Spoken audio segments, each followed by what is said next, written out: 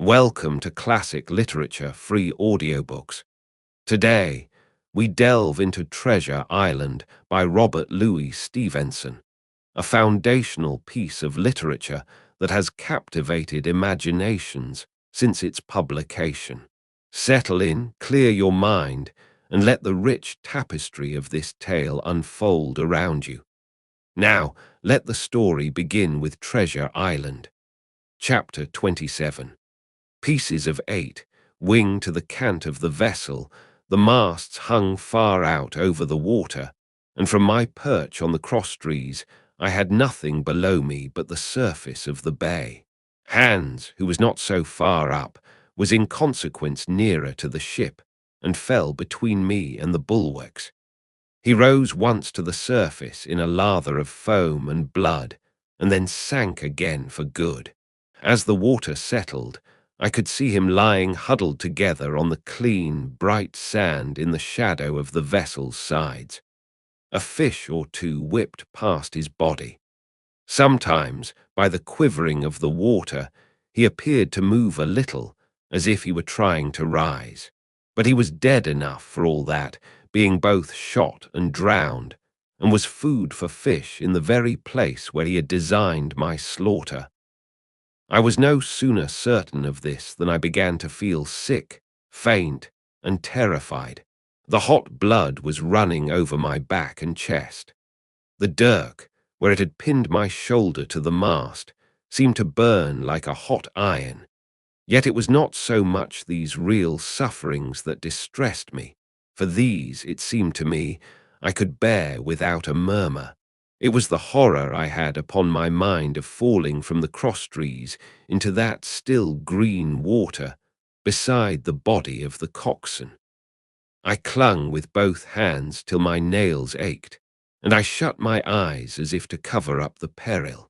Gradually my mind came back again, my pulses quieted down to a more natural time, and I was once more in possession of myself. It was my first thought to pluck forth the dirk, but either it stuck too hard or my nerve failed me, and I desisted with a violent shudder. Oddly enough, that very shudder did the business. The knife, in fact, had come the nearest in the world to missing me altogether. It held me by a mere pinch of skin, and this the shudder tore away. The blood ran down the faster, to be sure, but I was my own master again, and only tacked to the mast by my coat and shirt. These last I broke through with a sudden jerk, and then regained the deck by the starboard shrouds. For nothing in the world would I have again ventured, shaken as I was, upon the overhanging port shrouds from which Israel had so lately fallen.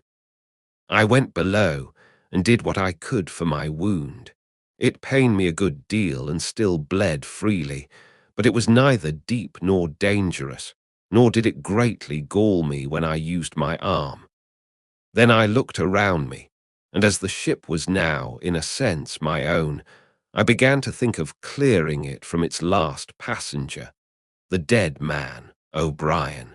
He had pitched, as I have said, against the bulwarks, where he lay like some horrible, ungainly sort of puppet, life-size indeed, but how different from life's colour or life's comeliness.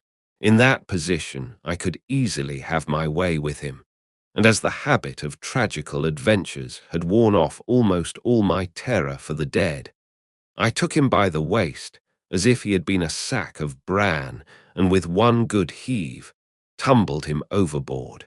He went in with a sounding plunge.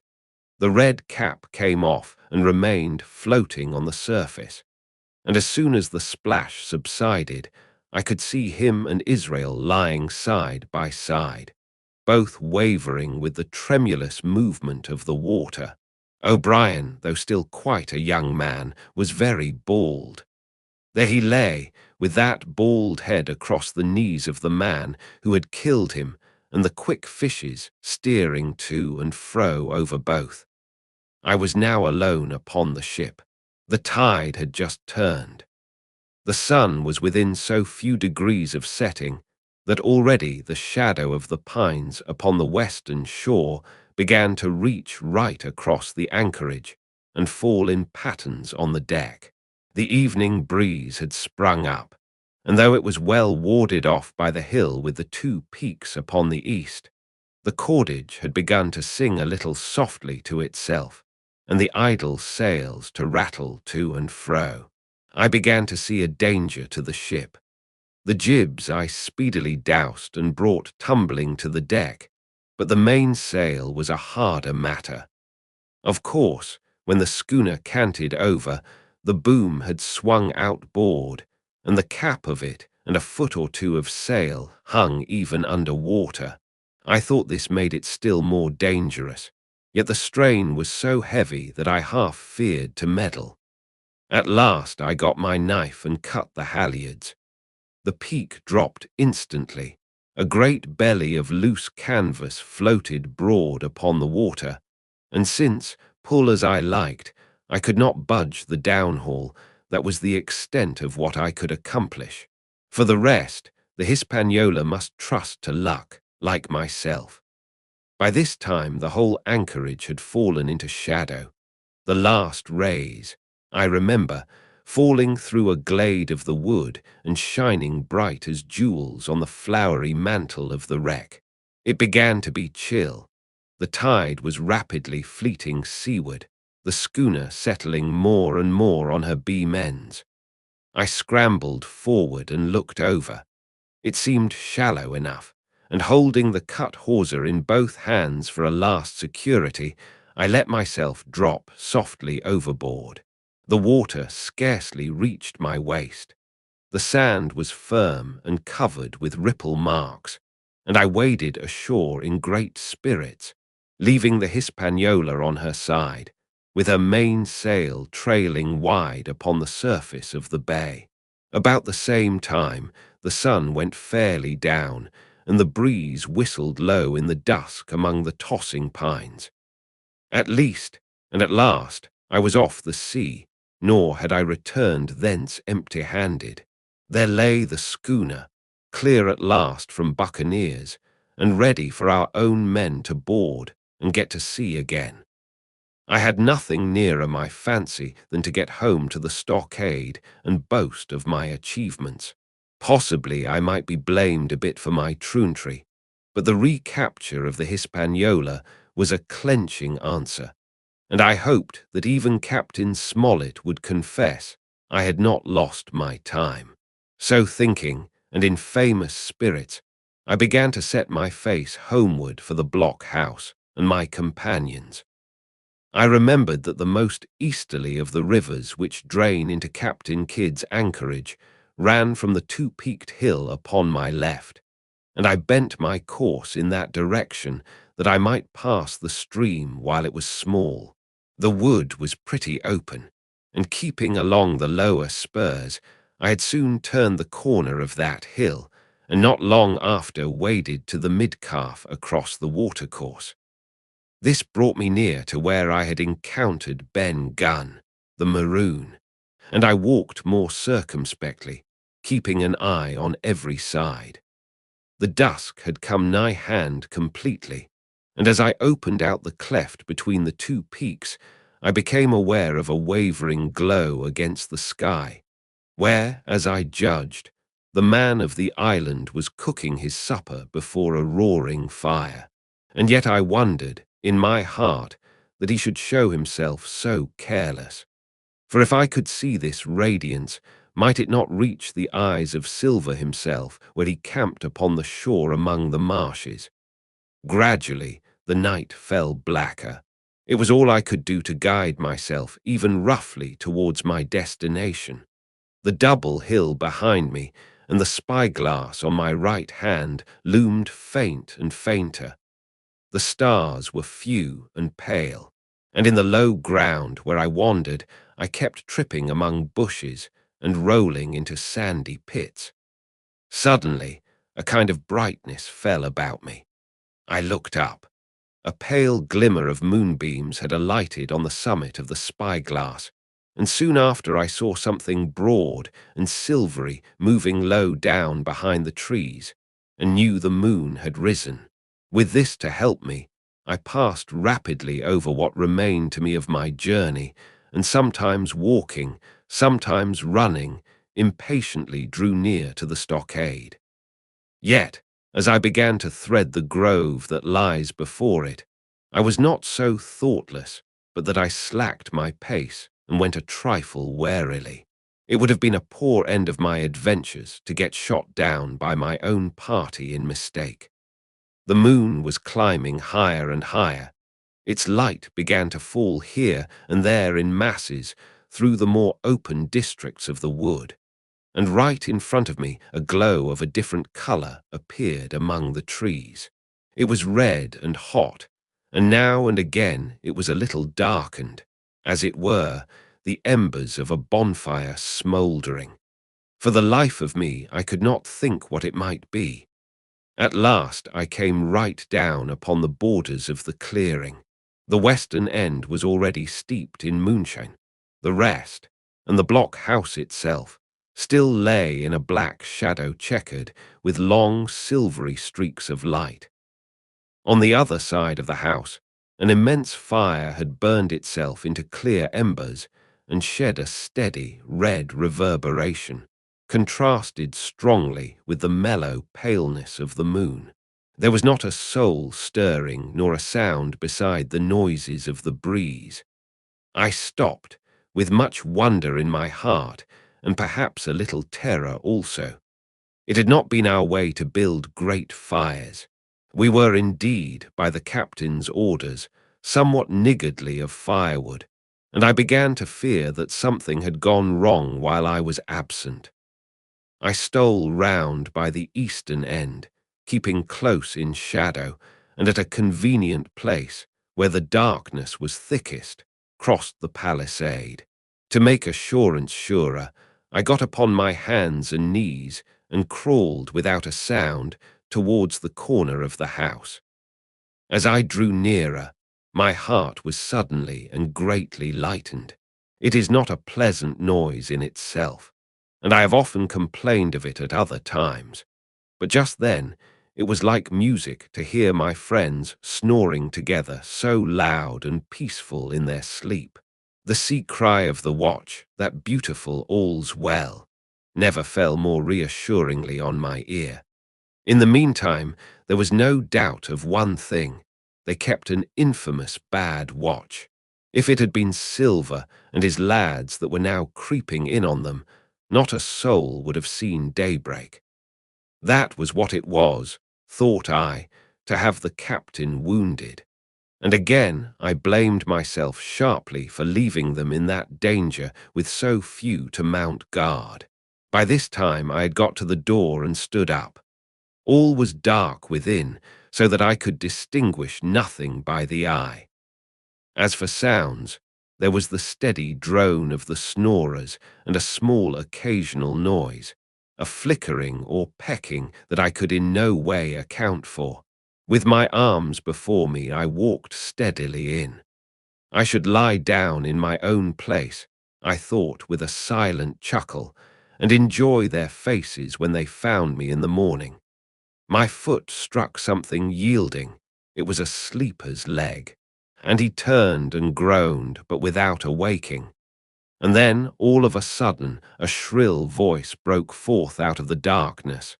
Pieces of 8, pieces of 8, pieces of 8, pieces of 8, pieces of 8, and so forth without pause or change, like the clacking of a tiny mill.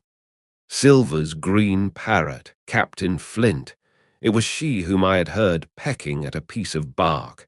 It was she, keeping better watch than any human being, who thus announced my arrival with her wearisome refrain. I had no time left me to recover. At the sharp, clipping tone of the parrot, the sleepers awoke and sprang up, and with a mighty oath, the voice of Silver cried, "Who goes?" I turned to run, struck violently against one person, recoiled, and ran full into the arms of a second, who for his part closed upon and held me tight. "Bring a torch, Dick," said Silver when my capture was thus assured. and one of the men left the log house and presently returned with a lighted brand. Next chapter, Part 6. Captain Silver, next chapter, Chapter 28.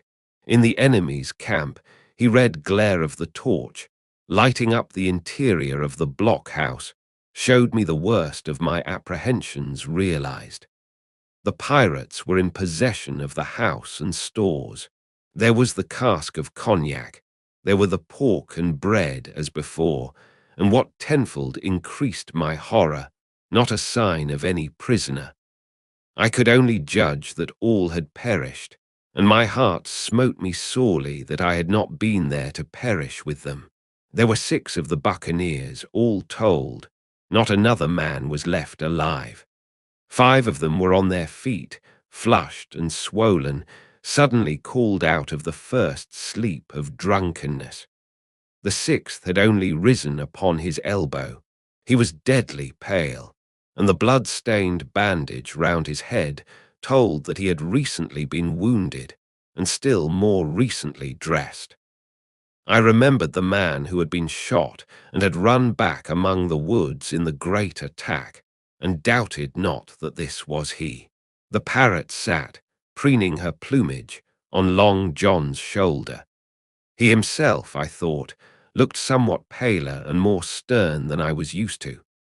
He still wore the fine broadcloth suit in which he had fulfilled his mission, but it was bitterly the worse for wear, daubed with clay and torn with the sharp briars of the wood.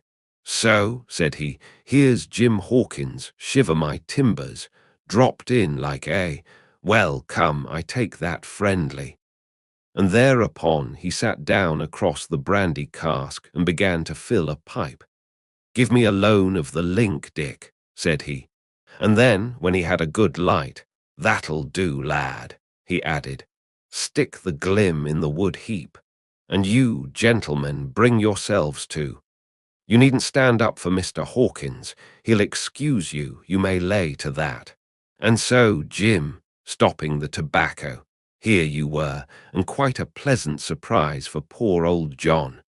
I see you were smart when first I set my eyes on you, but this here gets away from me clean, it do." To all this, as may be well supposed, I made no answer. They had set me with my back against the wall, and I stood there, looking Silver in the face, pluckily enough, I hope, to all outward appearance, but with black despair in my heart. Silver took a whiff or two of his pipe with great composure, and then ran on again. "Now, you see, Jim, so be as you are here," says he. "I'll give you a piece of my mind. I've always liked you, I have, for a lad of spirit, and the picture of my own self when I was young and handsome. I always wanted you to jine and take your share, and die a gentleman, and now, my cock, you've got to. Cap'n Smollett's a fine seaman, as I'll own up to any day, but stiff on discipline. Duty is duty," says he, and right he is. "Just you keep clear of the cap'n. The doctor himself is gone dead again, you ungrateful scamp," was what he said. And the short and the long of the whole story is about here. You can't go back to your own lot, for they won't have you. And without you start a 3rd ship's company all by yourself, which might be lonely, you'll have to jine with Cap'n Silver. So far, so good. My friends, then, were still alive, and though I partly believed the truth of Silver's statement, that the cabin party were incensed at me for my desertion, I was more relieved than distressed by what I heard. "I don't say nothing as to your being in our hands," continued Silver, "though there you are, and you may lay to it. I'm all for argument. I never seen good come out threatening. If you like the service, well, you'll jine. And if you don't, Jim, why, you're free to answer no, free and welcome, shipmate. And if fairer can be said by mortal seamen, shiver my sides." "Am I to answer, then?" I asked with a very tremulous voice. Through all this sneering talk, I was made to feel the threat of death that overhung me, and my cheeks burned and my heart beat painfully in my breast. "Lad," said Silver, "no one's oppressing of you. Take your bearings. None of us won't hurry you, mate. Time goes so pleasant in your company, you see." "Well," says I, growing a bit bolder, "if I'm to choose, I declare I have a right to know what's what, and why you're here, and where my friends are." "What's what?" repeated one of the buccaneers in a deep growl. "Ah, he'd be a lucky one as knowed that. You'll perhaps batten down your hatches till you're spoke to, my friend," cried Silver truculently to this speaker. And then, in his first gracious tones, he replied to me. "Yesterday morning, Mr. Hawkins," said he, "in the dog watch, down came Dr. Livesey with a flag of truce. Says he, Cap'n Silver, you're sold out, ship's gone. Well, maybe we'd been taking a glass and a song to help it round. I won't say no. Leastways, none of us had looked out. We looked out, and by thunder, the old ship was gone. I never seen a pack o' fools look fishier, and you may lay to that if I tells you that looked the fishiest. "Well," says the doctor, "let's bargain." We bargained, him and I, and here we are. Stores, brandy, blockhouse, the firewood you was thoughtful enough to cut, and in a manner of speaking, the whole blessed boat, from Crosstrees to Kelson. As for them, they've tramped. I don't know where's they are. He drew again quietly at his pipe. "And lest you should take it into that head of yours," he went on, "that you was included in the treaty, here's the last word that was said. How many are you, says I, to leave?" "4," says he, "4, and one of us wounded. As for that boy, I don't know where he is, confound him," says he, "nor I don't much care. We're about sick of him." These was his words. "Is that all?" I asked. "Well, it's all that you're to hear, my son," returned Silver. "And now I am to choose." "And now you are to choose, and you may lay to that," said Silver. "Well," said I am not such a fool, but I know pretty well what I have to look for. Let the worst come to the worst, it's little I care. I've seen too many die since I fell in with you. But there's a thing or two I have to tell you," I said, and by this time I was quite excited. "And the first is this. Here you are in a bad way, ship lost, treasure lost, men lost, your whole business gone to wreck. And if you want to know who did it, it was I. I was in the apple barrel the night we sighted land, and I heard you, John, and you, Dick Johnson, and Hans, who is now at the bottom of the sea, and told every word you said before the hour was out. And as for the schooner, it was I who cut her cable, and it was I that killed the men you had aboard of her, and it was I who brought her where you'll never see her more, not one of you. The laugh's on my side. I've had the top of this business from the first. I no more fear you than I fear a fly. Kill me if you please, or spare me. But one thing I'll say, and no more. If you spare me, bygones are bygones, and when you fellows are in court for piracy, I'll save you all I can. It is for you to choose.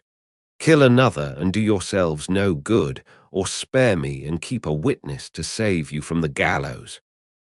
I stopped, for I tell you I was out of breath, and to my wonder not a man of them moved, but all sat staring at me like as many sheep. And while they were still staring, I broke out again. "And now, Mr. Silver," I said, "I believe you're the best man here, and if things go to the worst, I'll take it kind of you to let the doctor know the way I took it." "I'll bear it in mind," said Silver, with an accent so curious that I could not, for the life of me, decide whether he were laughing at my request or had been favourably affected by my courage. "I'll put one to that," cried the old mahogany-faced seaman, Morgan by name, whom I had seen in Long John's public-house upon the quays of Bristol. It was him that knowed Black Dog.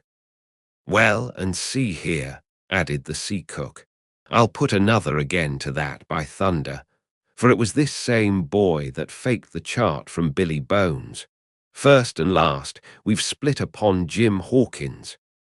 Then here goes, said Morgan with an oath, and he sprang up, drawing his knife as if he had been 20. Avast there, cried Silver. Who are you, Tom Morgan? Maybe you thought you was cap'n here, perhaps. By the powers, but I'll teach you better.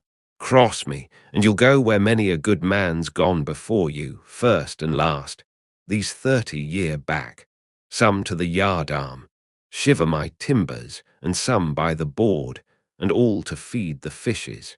There's never a man looked me between the eyes and seen a good day at Turwards, Tom Morgan, you may lay to that. Morgan paused, but a hoarse murmur rose from the others. Tom's right, said one. I stood hazing long enough from one, added another. I'll be hanged if I'll be hazed by you, John Silver. Did any of you gentlemen want to have it out with me? Roared Silver, bending far forward from his position on the keg, with his pipe still glowing in his right hand. Put a name on what you're at. You ain't dumb, I reckon.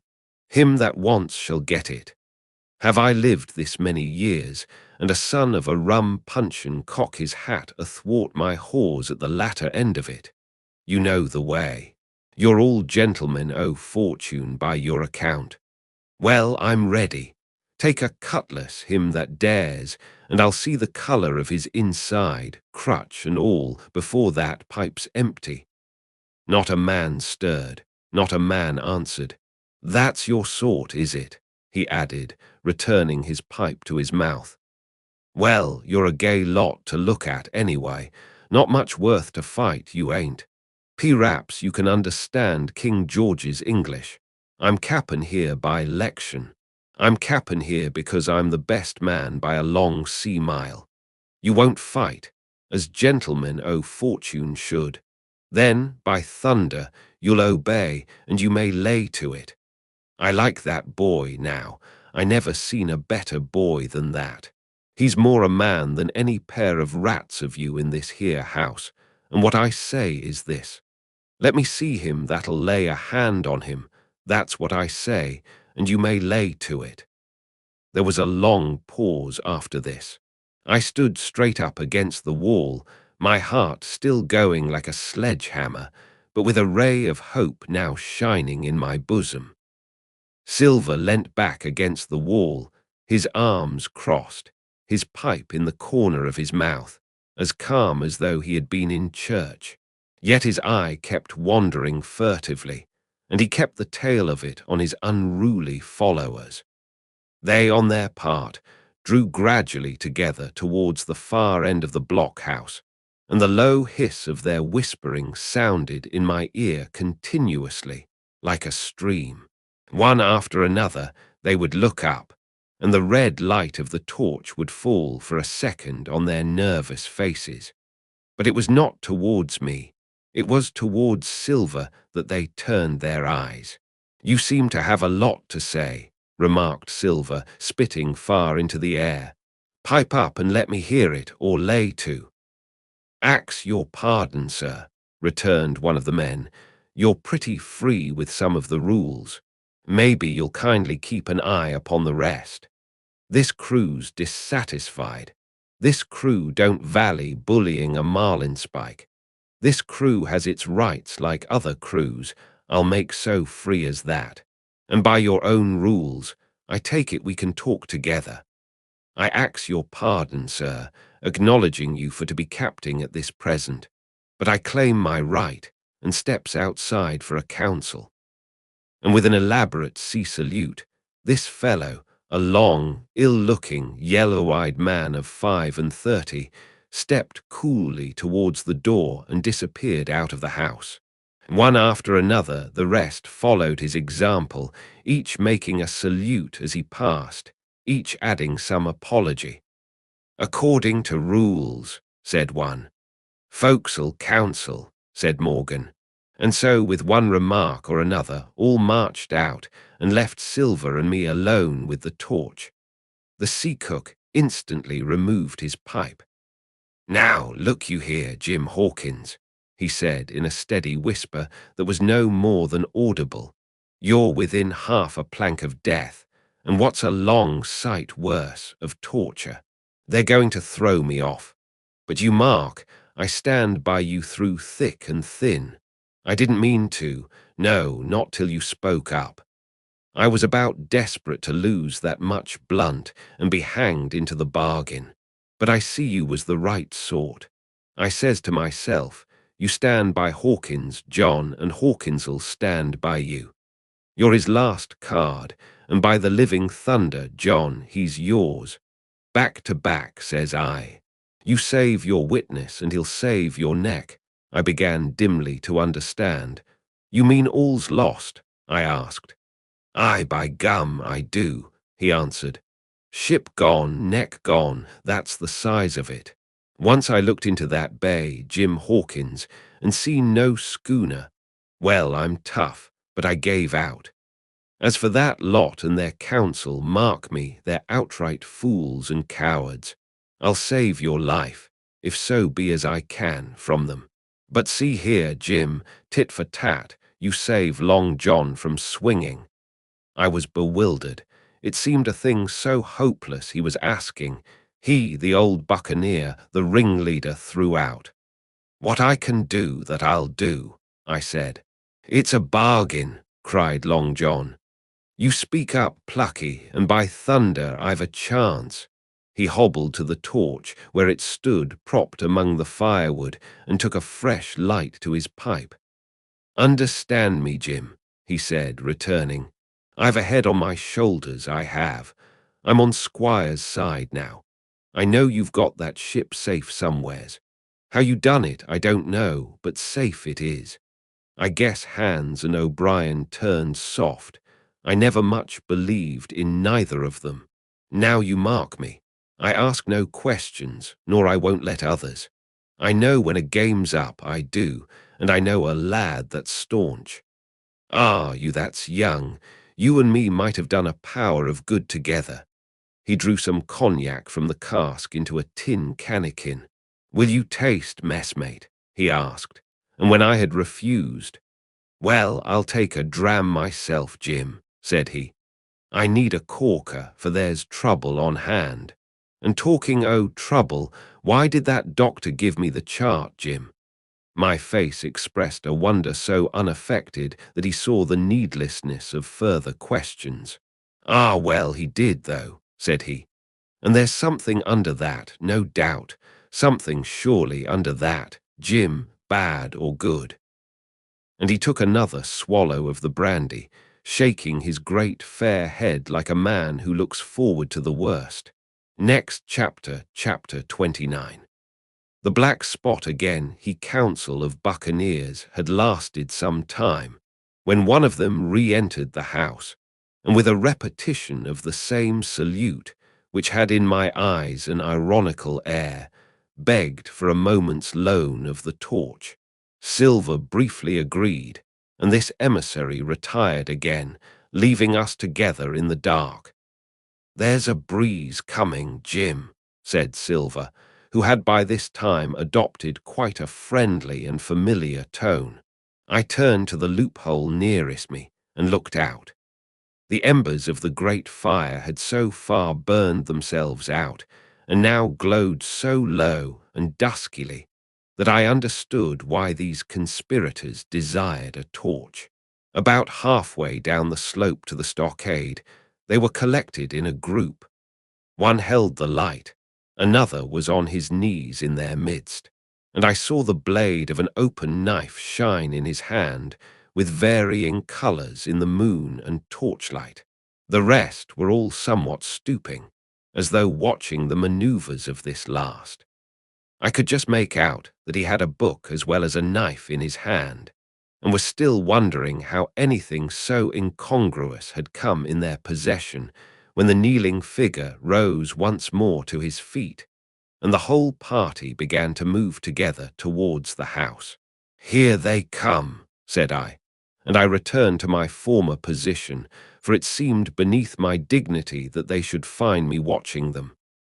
"Well, let 'em come, lad, let 'em come," said Silver cheerily. "I've still a shot in my locker." The door opened, and the 5 men, standing huddled together just inside, pushed one of their number forward.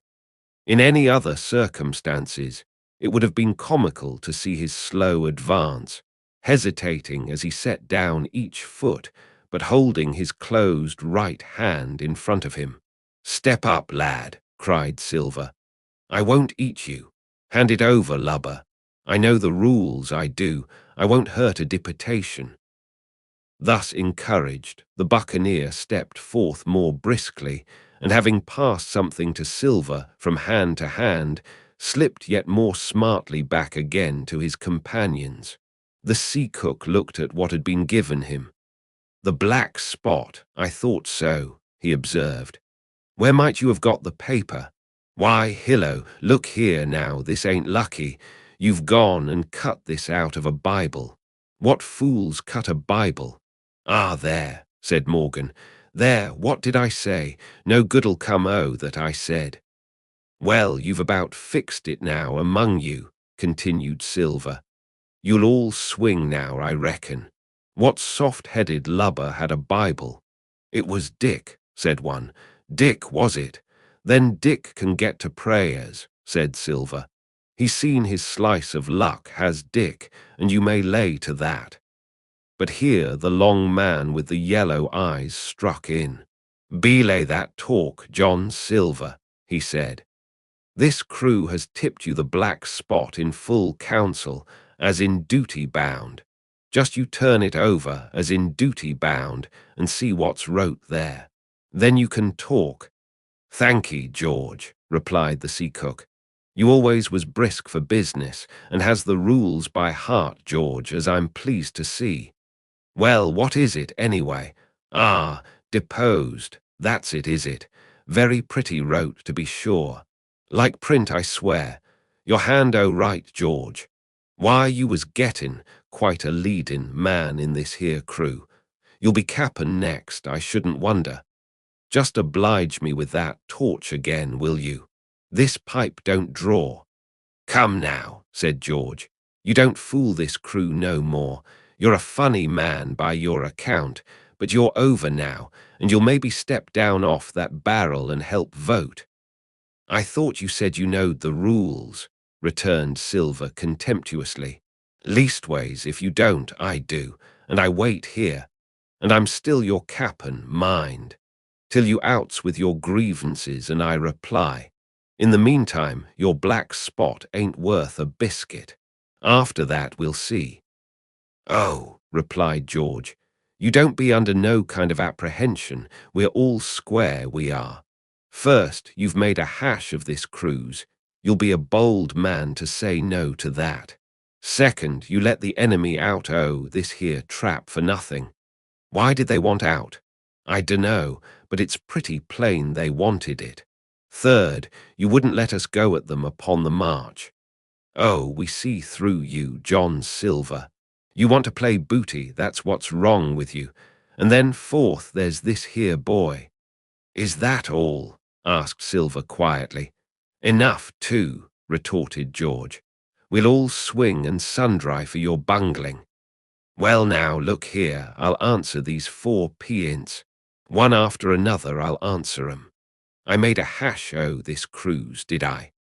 Well now, you all know what I wanted, and you all know if that had been done that we'd have been aboard the Hispaniola this night as ever was. Every man of us alive and fit and full of good plum duff, and the treasure in the hold of her, by thunder. Well, who crossed me? Who forced my hand, as was the lawful cap'n? Who tipped me the black spot the day we landed and began this dance? Ah, it's a fine dance. I'm with you there. And looks mighty like a hornpipe in a rope's end at Execution Dock by London town. It does. But who done it? Why, it was Anderson and Hans and you, George Merry. And you're the last above board of that same meddling crew. And you have the Davy Jones's insolence to up and stand for cap'n over me, you that sank the lot of us. By the powers, but this tops the stiffest yarn to nothing." Silver paused, and I could see by the faces of George and his late comrades that these words had not been said in vain. "That's for number one," cried the accused, wiping the sweat from his brow, for he had been talking with a vehemence that shook the house. "Why, I give you my word, I'm sick to speak to you. You've neither sense nor memory, and I leave it to fancy where your mother's was that let you come to see. See, gentlemen, oh, fortune, I reckon tailors is your trade." "Go on, John," said Morgan. "Speak up to the others." "Ah, the others," returned John. "They're a nice lot, ain't they? You say this cruise is bungled. Ah, by gum, if you could understand how bad it's bungled, you would see. We're that near the gibbet that my neck's stiff with thinking on it. You've seen 'em, maybe, hanged in chains, birds about 'em, seamen peanting 'em out as they go down with the tide. 'Who's that?' says one. 'That? Why, that's John Silver. I knowed him well,' says another. And you can hear the chains a-jangle as you go about and reach for the other boy. Now, that's about where we are, every mother's son of us, thanks to him and Hans and Anderson and other ruination fools of you. And if you want to know about number 4 and that boy, why, shiver my timbers, isn't he a hostage? Are we going to waste a hostage? No, not us. He might be our last chance, and I shouldn't wonder. Kill that boy. Not me, mates. And number 3. Ah, well, there's a deal to say to number 3. Maybe you don't count it nothing to have a real college doctor to see you every day. You, John, with your head broke.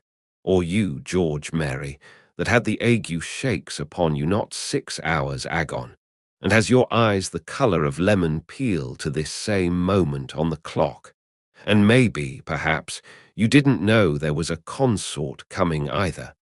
But there is, and not so long till then, and we'll see who'll be glad to have a hostage when it comes to that. And as for number 2, and why I made a bargain, well, you came crawling on your knees to me to make it. On your knees you came, you was that downhearted, and you'd have starved too if I hadn't. But that's a trifle.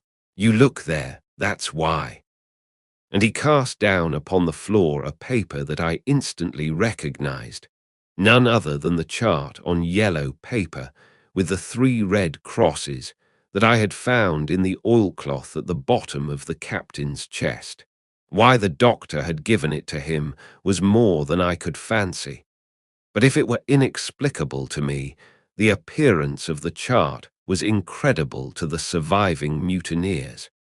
They leaped upon it like cats upon a mouse. It went from hand to hand, one tearing it from another, and by the oaths and the cries and the childish laughter with which they accompanied their examination, you would have thought not only they were fingering the very gold, but were at sea with it, besides, in safety. "Yes," said one, "that's Flint, sure enough. JF and a score below with a clove hitch to it, so he done ever." "Mighty pretty," said George. "But how are we to get away with it, and us no ship?" Silver suddenly sprang up and supporting himself with a hand against the wall. "Now I give you warning, George," he cried. "One more word of your sauce and I'll call you down and fight you." "How? Why, how do I know? You had ought to tell me that, you and the rest, that lost me my schooner with your interference, burn you. But not you, you can't. You hain't got the invention of a cockroach. But civil you can speak, and shall George Mary you may lay to that." "That's fair eno," said the old man Morgan. "Fair, I reckon so," said the sea cook. "You lost the ship, I found the treasure. Who's the better man at that? And now I resign by thunder, Elect whom you please to be your cap'n now, I'm done with it. Silver, they cried. Barbecue forever. Barbecue for cap'n. So that's the tune, is it? Cried the cook. George, I reckon you'll have to wait another turn, friend, and lucky for you as I'm not a revengeful man. But that was never my way. And now, shipmates, this black spot. 'Tain't much good now, is it? Dick's crossed his luck and spoiled his Bible, and that's about all. It'll do to kiss the book on still, won't it? Growled Dick, who was evidently uneasy at the curse he had brought upon himself. A Bible with a bit cut out, returned Silver derisively. Not it. It don't bind no more'n a ballad book. Don't it, though? Cried Dick with a sort of joy.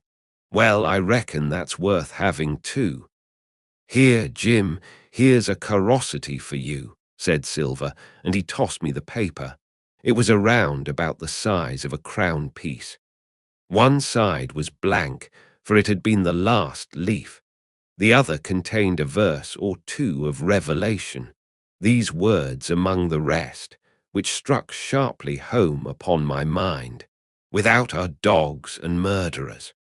The printed side had been blackened with wood ash, which already began to come off and soil my fingers. On the blank side had been written with the same material the one word, deposed. I have that curiosity beside me at this moment, but not a trace of writing now remains beyond a single scratch, such as a man might make with his thumbnail. That was the end of the night's business. Soon after, with a drink all round, we lay down to sleep, and the outside of Silver's vengeance was to put George Merry up for sentinel and threaten him with death if he should prove unfaithful.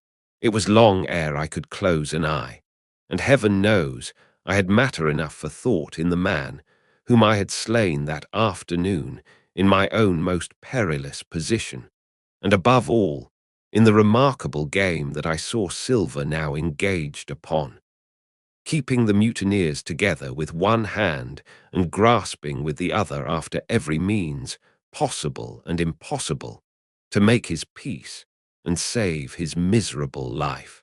He himself slept peacefully and snored aloud, yet my heart was sore for him, wicked as he was, to think on the dark perils that environed and the shameful gibbet that awaited him. Next chapter, chapter 30. On parole was wakened. Indeed, we were all wakened, for I could see even the sentinel shake himself together from where he had fallen against the door-post, by a clear, hearty voice hailing us from the margin of the wood. "Blockhouse ahoy!" it cried. "Here's the doctor." And the doctor it was. Although I was glad to hear the sound, yet my gladness was not without admixture.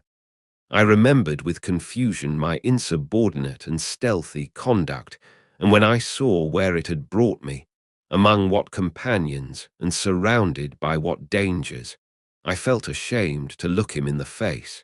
He must have risen in the dark, for the day had hardly come, and when I ran to a loophole and looked out, I saw him standing, like Silver once before, up to the mid-leg in creeping vapour. "You, doctor! Top o' the morning to you, sir," cried Silver, broad awake and beaming with good nature in a moment. "Bright and early, to be sure, and it's the early bird, as the saying goes, that gets the rations. George, shake up your timbers, son, and help Dr. Livesey over the ship's side. All doin' well, your patience was all well and merry." So he pattered on, standing on the hilltop with his crutch under his elbow and one hand upon the side of the log house, quite the old John in voice, manner, and expression. "We've quite a surprise for you too, sir," he continued. "We've a little stranger here, he, a new boarder and lodger, sir, and looking fit and taut as a fiddle. Slept like a supercargo, he did, right alongside of John. Stem to stem we was all night. Dr. Livesey was by this time across the stockade and pretty near the cook, and I could hear the alteration in his voice as he said, "Not Jim." "The very same Jim as ever was," says Silver. The doctor stopped outright, although he did not speak, and it was some seconds before he seemed able to move on. "Well, well," he said at last, "duty first and pleasure afterwards, as you might have said yourself, Silver. Let us overhaul these patients of yours." A moment afterwards he had entered the block-house, and with one grim nod to me proceeded with his work among the sick. He seemed under no apprehension, though he must have known that his life, among these treacherous demons, depended on a hair, and he rattled on to his patients as if he were paying an ordinary professional visit in a quiet English family. His manner, I suppose, reacted on the men, for they behaved to him as if nothing had occurred, as if he were still ship's doctor, and they still faithful hands before the mast. "You're doing well, my friend," he said to the fellow with the bandaged head, "and if ever any person had a close shave, it was you. Your head must be as hard as iron. Well, George, how goes it? You're a pretty colour, certainly. Why, your liver, man, is upside down. Did you take that medicine? Did he take that medicine, men?" "Aye, aye, sir, he took it, sure enough," returned Morgan. "Because, you see, since I am mutineer's doctor, or prison doctor as I prefer to call it," says Dr. Livesey in his pleasantest way, "I make it a point of honour not to lose a man for King George, God bless him. And the gallows." The rogues looked at each other, but swallowed the home thrust in silence. "Dick don't feel well, sir," said one. "Don't he?" replied the doctor. "Well, step up here, Dick, and let me see your tongue." "No, I should be surprised if he did. The man's tongue is fit to frighten the French. Another fever." "Ah, there," said Morgan, "that comed of espeiling Bibles." "That comes, as you call it, of being arrant asses," retorted the doctor, "and not having sense enough to know honest air from poison and the dry land from a vile, pestiferous slough. I think it most probable, though of course it's only an opinion, that you'll all have the deuce to pay before you get that malaria out of your systems. Camp in a bog, would you? Silver, I'm surprised at you. You're less of a fool than many, take you all round. But you don't appear to me to have the rudiments of a notion of the rules of health. Well," he added after he had dosed them round, and they had taken his prescriptions with really laughable humility, more like charity schoolchildren than blood-guilty mutineers and pirates. "Well, that's done for today. And now I should wish to have a talk with that boy, please." And he nodded his head in my direction carelessly. George Merry was at the door, spitting and spluttering over some bad-tasted medicine.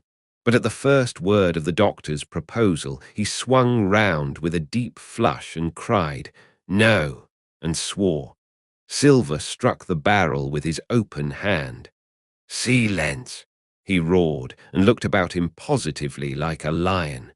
"Doctor," he went on in his usual tones, "I was a-thinking of that, knowing as how you had a fancy for the boy. We're all humbly grateful for your kindness, and as you see, puts faith in you and takes the drugs down like that much grog. And I take it I've found a way as'll suit all. Hawkins, will you give me your word of honour as a young gentleman? For a young gentleman you are, although poor-born, your word of honour not to slip your cable." I readily gave the pledge required. "Then, doctor," said Silver, "you just step outside, that stockade, and once you're there I'll bring the boy down on the inside, and I reckon you can yarn through the spars. Good day to you, sir, and all our duties to the squire and Cap'n Smollett." The explosion of disapproval, which nothing but Silver's black looks had restrained, broke out immediately the doctor had left the house. Silver was roundly accused of playing double, of trying to make a separate peace for himself, of sacrificing the interests of his accomplices and victims, and in one word, of the identical, exact thing that he was doing. It seemed to me so obvious in this case that I could not imagine how he was to turn their anger. But he was twice the man the rest were, and his last night's victory had given him a huge preponderance on their minds. He called them all the fools and dolts you can imagine, said it was necessary I should talk to the doctor, fluttered the chart in their faces, asked them if they could afford to break the treaty the very day they were bound a treasure hunting. "No, by thunder," he cried. "It's us must break the treaty when the time comes. Until then I'll gammon that doctor if I have to aisle his boots with brandy." And then he bade them get the fire lit and stalked out upon his crutch, with his hand on my shoulder, leaving them in a disarray, and silenced by his volubility rather than convinced. "Slow, lad, slow," he said. "They might round upon us in a twinkle of an eye if we was seen to hurry." Very deliberately, then, did we advance across the sand to where the doctor awaited us on the other side of the stockade, and as soon as we were within easy speaking distance, Silver stopped. "You'll make a note of this here also, doctor," says he, "and the boy'll tell you how I saved his life and were deposed for it too, and you may lay to that. Doctor, when a man's steering as near the wind as me, playing chuck-farthing with the last breath in his body, like, you wouldn't think it too much, mayhap, to give him one good word. You'll please bear in mind it's not my life only now, it's that boy's into the bargain, and you'll speak me fair, doctor, and give me a bit o' hope to go on, for the sake of mercy." Silver was a changed man once he was out there and had his back to his friends and the block house.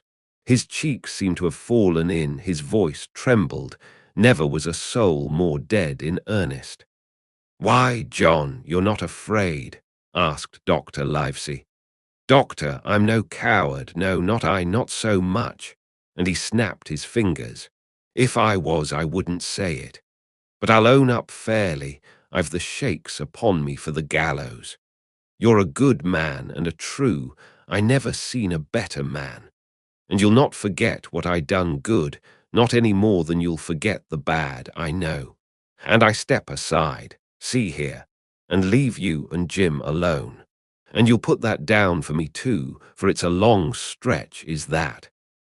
So saying, he stepped back a little way till he was out of earshot, and there sat down upon a tree stump and began to whistle, spinning round now and again upon his seat so as to command a sight, sometimes of me and the doctor, and sometimes of his unruly ruffians as they went to and fro in the sand between the fire, which they were busy rekindling, and the house, from which they brought forth pork and bread to make the breakfast.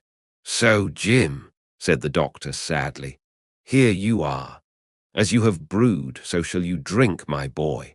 Heaven knows I cannot find it in my heart to blame you, but this much I will say, be it kind or unkind. When Captain Smollett was well, you dared not have gone off, and when he was ill and couldn't help it, by George, it was downright cowardly. I will own that I here began to weep. 'Doctor,' I said, 'you might spare me. I have blamed myself enough. My life's forfeit anyway, and I should have been dead by now if Silver hadn't stood for me. And, doctor, believe this, I can die, and I dare say I deserve it. But what I fear is torture.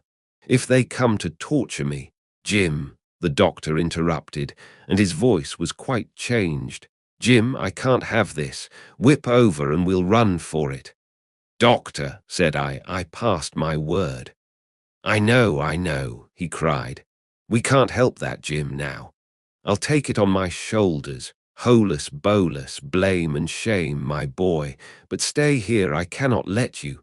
Jump, one jump, and you're out, and we'll run for it like antelopes. No, I replied. You know right well you wouldn't do the thing yourself. Neither you nor squire nor captain, and no more will I. Silver trusted me. I passed my word, and back I go. But, doctor, you did not let me finish. If they come to torture me, I might let slip a word of where the ship is. For I got the ship, part by luck and part by risking, and she lies in North Inlet on the southern beach, and just below high water. At half tide she must be high and dry. The ship! Exclaimed the doctor. Rapidly I described to him my adventures, and he heard me out in silence. There is a kind of fate in this, he observed when I had done. Every step it's you that saves our lives. And do you suppose by any chance that we are going to let you lose yours? That would be a poor return, my boy. You found out the plot. You found Ben Gunn, the best deed that ever you did or will do though you live to 90. Oh, by Jupiter, and talking of Ben Gunn, why, this is the mischief in person. Silver, he cried. Silver, I'll give you a piece of advice, he continued, as the cook drew near again. Don't you be in any great hurry after that treasure. Why, sir, I do my possible, which that ain't, said Silver. I can only, asking your pardon, save my life and the boys by seeking for that treasure, and you may lay to that. Well, Silver, replied the doctor, if that is so, I'll go one step further. Look out for squalls when you find it. Sir, said Silver, as between man and man, that's too much and too little. What you're after, why you left the blockhouse, why you given me that there chart, I don't know now, do I? And yet I done your bidding with my eyes shut, and never a word of hope.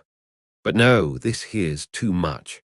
If you won't tell me what you mean plain out, just say so, and I'll leave the helm. No, said the doctor musingly. I've no right to say more. It's not my secret, you see, Silver, or, I give you my word, I'd tell it you. But I'll go as far with you as I dare go, and a step beyond, for I'll have my wig sorted by the captain, or I'm mistaken. And first, I'll give you a bit of hope. Silver, if we both get alive out of this wolf trap, I'll do my best to save you, short of perjury. Silver's face was radiant. You couldn't say more, I'm sure, sir, not if you was my mother, he cried. Well, that's my first concession, added the doctor. My second is a piece of advice. Keep the boy close beside you, and when you need help, halloo. I'm off to seek it for you, and that itself will show you if I speak at random. Goodbye, Jim. And Dr. Livesey shook hands with me through the stockade, nodded to Silver, and set off at a brisk pace into the wood. And that concludes our reading of Treasure Island. I hope you enjoyed it. If you did, please give this video a like. Share your thoughts in the comments, and subscribe for more free audiobooks. Don't forget the bell. Thanks for listening.